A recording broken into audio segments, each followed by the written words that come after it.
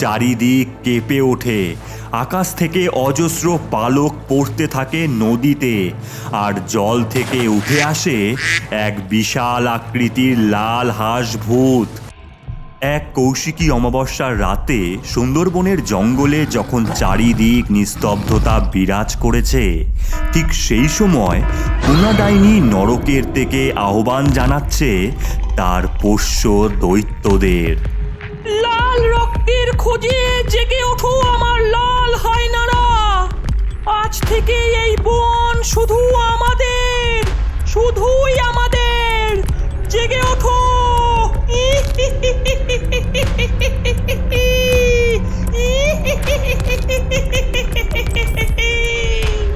Tuna ডাইনির এই খ্যানখ্যানে হাসির আওয়াজ বেরোতেই এক ভয়ঙ্কর আওয়াজ ছড়িয়ে পড়ে সারা সুন্দরবন জুড়ে।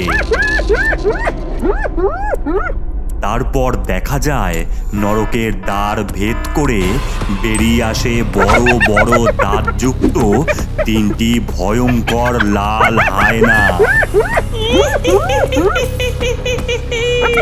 এইবার এই সুন্দরবনের পশুরা আমার পেটে আসবে।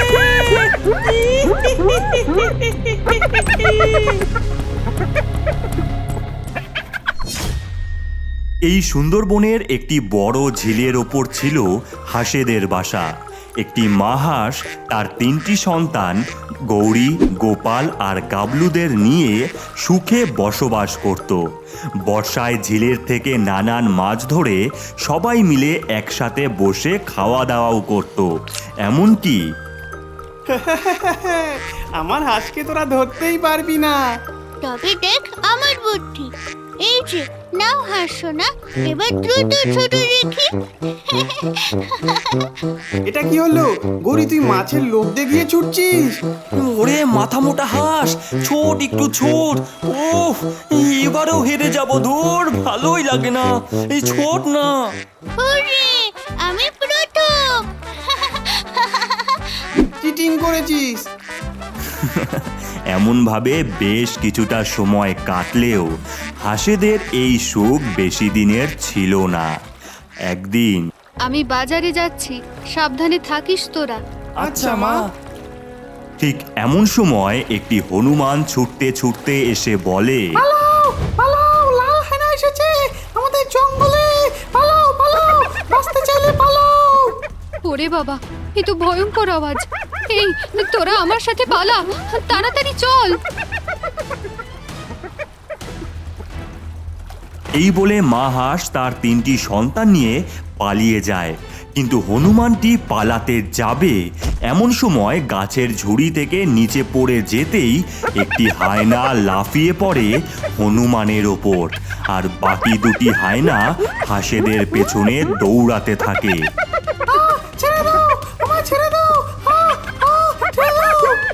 হনুমানটিকে মেরে মুখে করে নিয়ে চলে যায় লাল হায়নাটি।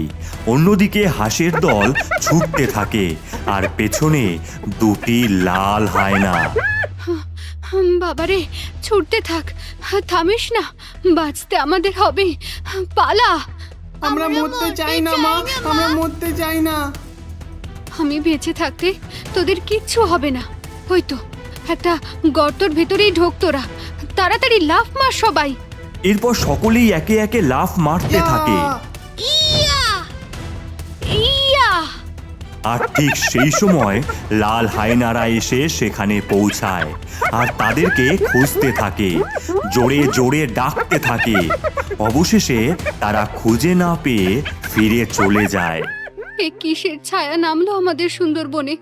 তোদেরকে আজ তো বাঁচাতে পারলাম, কদিন পারবো কে জানে।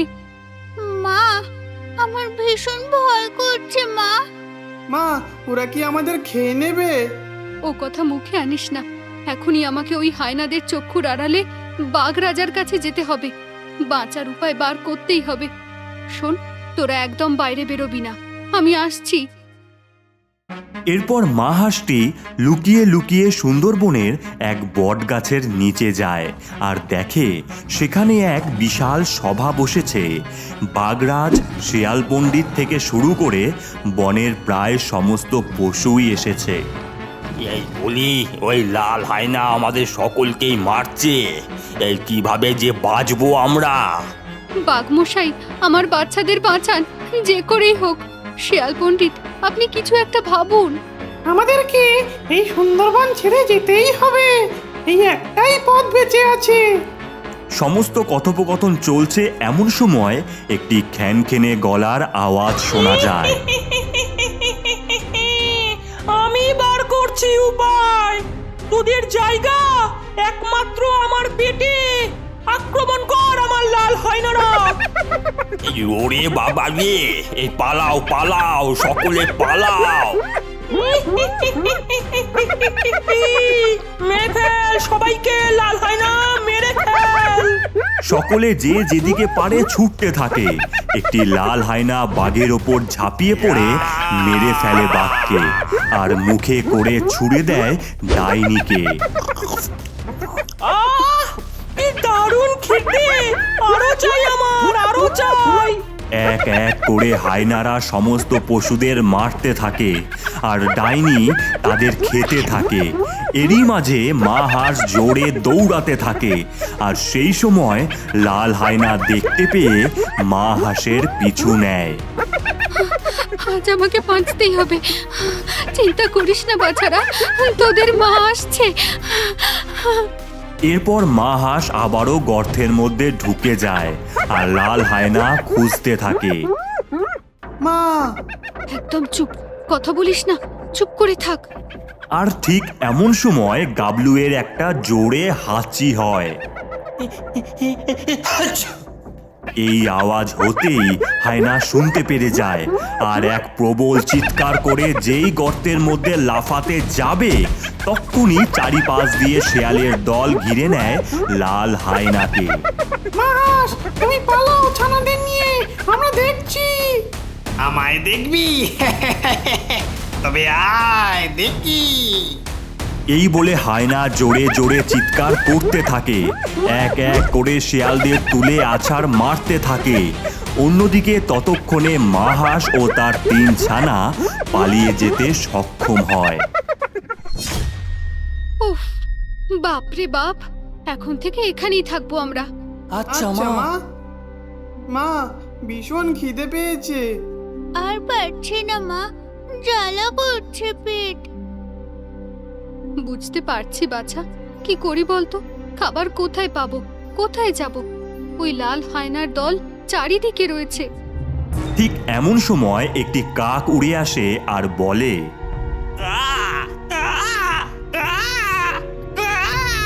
বাঁচতে চাইলে তোমরা সুন্দরবনের দ্বীপে যাও। আমি খবর নিয়ে আসছি, ওই লাল হায়নার দল এদিকেই আসছে। ওরে বাবারে, ধন্যবাদ তোমায়। এই চল, তাড়াতাড়ি ছোট। এরপর সকলে মিলে ছুটতে থাকে। তারপর নৌকা বেয়ে সুন্দরবনের দ্বীপে গিয়ে পৌঁছায়। কি সুন্দর দ্বীপ মা।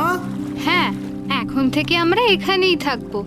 ওই লাল হায়না এখানে আসতে পারবে না। তাই নাকি রে? ঠকিয়েছি ঠকিয়েছি। এইবার তোর বাচ্চাগুলোকে এক এক করে খাবো।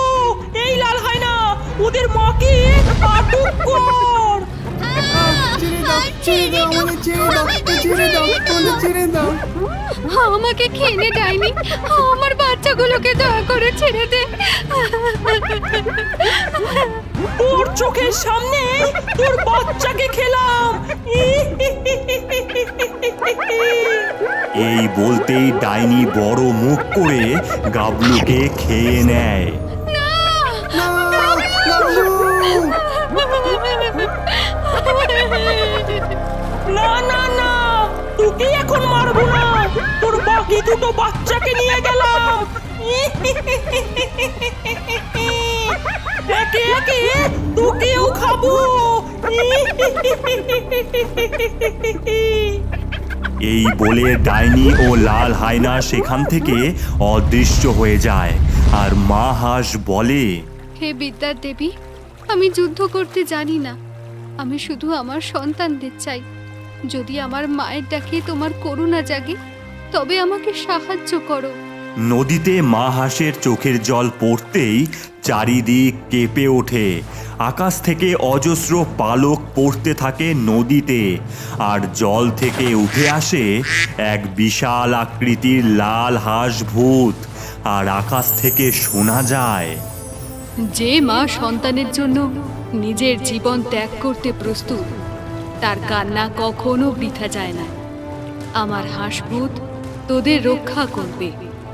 যা, উচিত শিক্ষা দে ওদের। এরপর মা হাঁস লাল হাঁস ভূতের পিঠে চেপে সেখান থেকে চলে যায়। এ কি? আবার কি দেখছি আমি? এ তো দানবের মতো এত বড় হাঁস। এটাই তোকে বিনাশ করবে রে ডাইনি। আমি অমর, আমার মৃত্যু নেই। কোথায় রে আমার হয় না? মার ওকে। এরপর হায়নার দল লাল হাঁস ভূতের দিকে এগোতে থাকে, 3 দিক দিয়ে ঘিরে ফেলে তাকে।